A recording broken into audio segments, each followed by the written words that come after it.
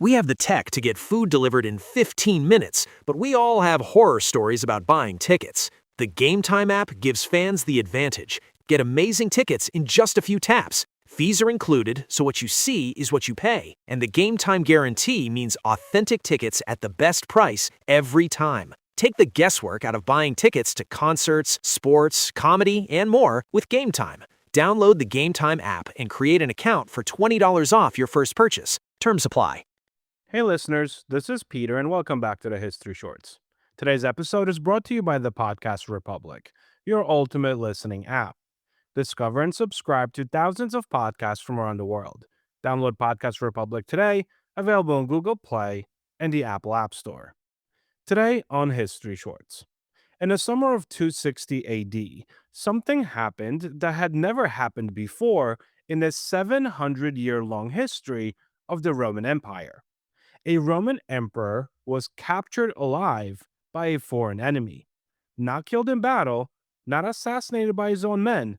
No, captured. Taken in chains to Persia, where he would spend the rest of his life as a prisoner, used, according to some accounts, as a human footstool by the Persian king who had defeated him.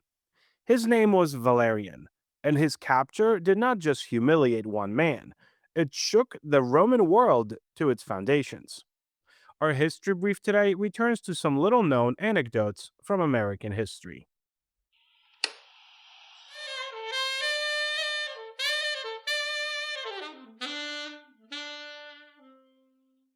A quick word from our sponsors. This day in history. On April 9th, 1865, Confederate General Robert E. Lee surrendered to Union General Ulysses S. Grant at Appomattox Courthouse, effectively ending the American Civil War. On April 9th, 1940, Nazi Germany launched a surprise invasion of Denmark and Norway, expanding the war in Europe and securing strategic control over northern waters. Story of the day. The period historians call the Crisis of the Third Century, running roughly from 235 to 286 or 85 AD, was one of the most catastrophic eras in Roman history.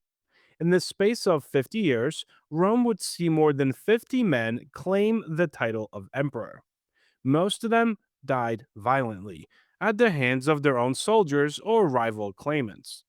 The frontiers were under pressure from every direction simultaneously. German tribes pushed across the Rhine and Danube in the north and west. The Sassanid Persian Empire, newly aggressive, newly organized, and burning with ambition to reclaim the ancient glories of Persia, pressed hard from the east. Plague swept through the empire, killing tens of thousands. The economy faltered, the currency was debased. The administrative machinery of the greatest state the Western world had ever produced was beginning, slowly and terrifyingly, to crack. Into this chaos stepped Publius Licinius Valerian in 253 AD. He was already an old man by the standards of the era, probably in his mid to late 50s. He was a senator, an administrator, a man of the traditional Roman aristocracy who had spent his career navigating the treacherous politics of the imperial court. He did not seize power through military coup, as so many of his predecessors had. He was elevated by the army and accepted by the Senate, a rare combination in the turbulent era, and one that gave his reign a fragile legitimacy that most of his contemporaries lacked. He made his son Gallienus co emperor almost immediately. It was a practical decision. The empire was too large and too beset on too many fronts for one man to manage alone. Valerian took the east and his son took the west. And Valerian turned his attention to the most dangerous threat Rome faced in that direction: the Persian Empire under its king Shapur I. Shapur I was not a ruler to be underestimated. He was an ambitious, military gifted man and possessed a strategic vision that matched anything Rome could put in the field. He had already humiliated Rome once, defeating and killing the Emperor Gordian III in 244 AD, and had pushed deep into Roman territory on multiple occasions. By 259 AD, Shapur was again on the move, his forces sweeping through the Roman province of Syria. Valerian marched east with a substantial army to meet him. What followed is one of the most debated episodes in Roman military history. The sources disagree on the details, on the size of the armies, on the precise sequences of events, on whether the Roman force was defeated in open battle or collapsed from plague and exhaustion before the fighting was decisive. What is not debated is the outcome. At Edessa, in what is now southeastern Turkey, in 260 AD, the Roman army disintegrated. Plague had ravaged the ranks, supply lines had failed. The men who remained were in no condition to fight a fresh and confident Persian force. Some ancient sources suggest Valerian attempted to negotiate, that he sought a personal meeting with Shapur to arrange terms. If so, it was a catastrophic miscalculation. Valerian was seized. The Roman emperor, the man who held the title of Caesar, who embodied the majesty and power of the greatest empire on earth, was now taken prisoner by the Persian king. He was approximately 60 years old. He would never return to Rome. He would never see his son again. And he would never be free again. What happened to Valerian in Persian captivity has been the subject of fascinated and horrified discussion ever since. Shapur was not subtle about his triumph. He commissioned enormous rock carvings in Persia, monumental reliefs still visible today, depicting the moment of Valerian's capture. In the carvings, Shapur sits on horseback, towering and victorious. Valerian kneels before him or is held by the wrist in a gesture of absolute submission. It was propaganda on a geological scale, carved into the face of a cliff for eternity.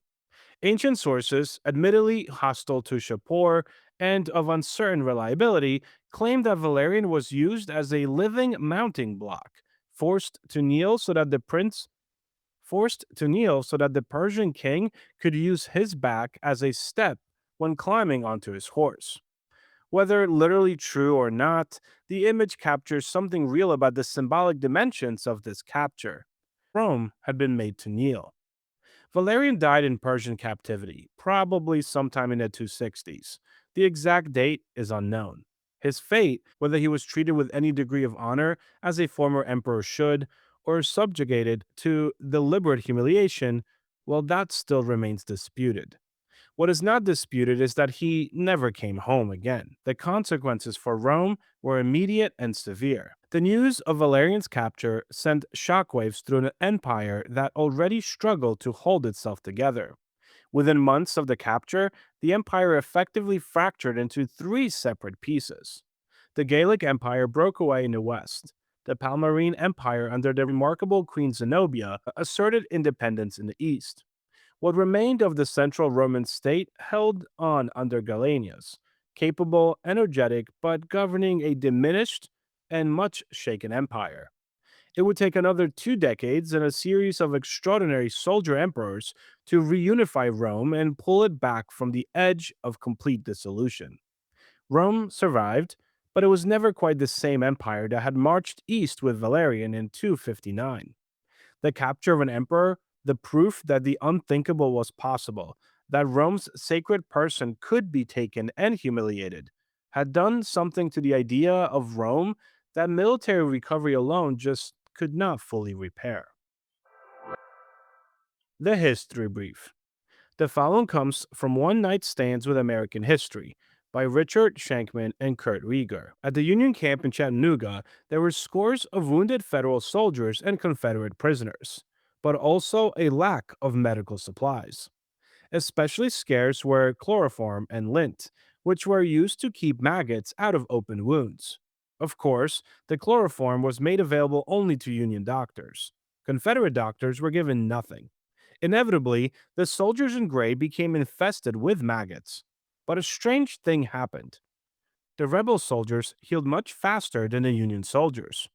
Even the rooms where the Southerners were housed smelled fresher and seemed healthier than the Yankee sick rooms. Unwittingly, the southern doctors had stumbled onto a great discovery. Maggots can be useful in stopping the growth of bacteria and in keeping open wounds clean. A French surgeon had learned this in Napoleonic Wars, but his findings had been ignored. History repeated itself at Chattanooga. Union doctors, disbelieving the obvious, continued to treat patients with chloroform. Thank you so much for spending some time with me today and helping make this little show such a mighty success. If you are enjoying this show and would like to help with its production, you can always donate a few dollars at buymeacoffee.com or become a Patreon member to enjoy these episodes ad free. Both links can be found on our website at www.historyshortspodcast.com. And don't forget to check out our new YouTube channel, where you can find some exclusive topics and episodes that are not part of this podcast. Have a great rest of your day, and I will talk to you all again tomorrow.